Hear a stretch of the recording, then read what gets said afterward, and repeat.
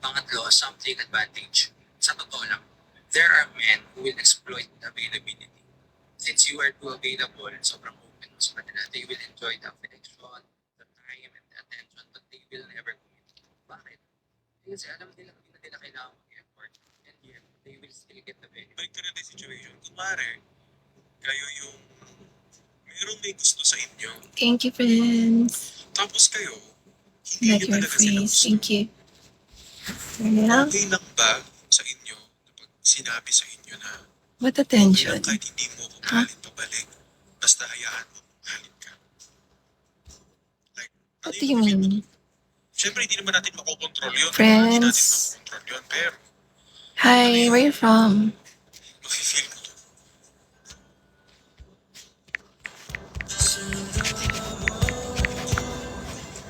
Balik ka na din situation. Kunwari, kayo yung merong may gusto sa inyo. Tapos kayo, hindi nyo talaga sila gusto.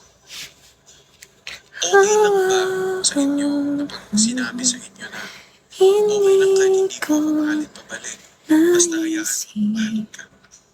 Kung wala Like, ano yung mafe-feel mo dun? Siyempre, hindi naman natin makokontrol yun, di ba? Hindi natin makokontrol yun. Pero, ano yung mafe-feel mo dun? sa buhay.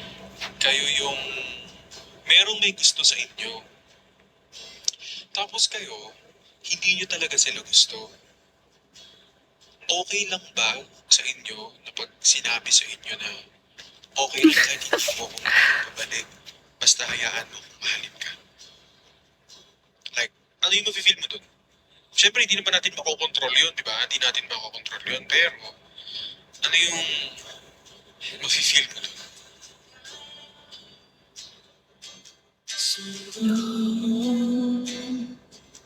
Balik ka na din situation. Kunwari, kayo yung merong may gusto sa inyo. Tapos kayo, hindi nyo talaga sila gusto. Okay lang ba sa inyo? Ayoko na ganon. Okay lang kahit hindi mo ako mahalin pabalik. Basta hayaan mo kung mahalin It's ka. my reaction. I'm reading the Like, text. ano yung mafe-feel mo dun? Siyempre, hindi naman natin makokontrol yun, di ba? Hindi natin makokontrol yun. Pero, ano yung mafe-feel mo dun? Get it? I get it. Balik ka na din situation. Kunwari, kayo yung merong may gusto sa inyo. Tapos kayo, hindi nyo talaga sila gusto. Okay lang ba sa inyo na pag sinabi sa inyo na okay lang kahit hindi mo ako mahalin pa ba? Listen kayo doon. Manila babe. Say money.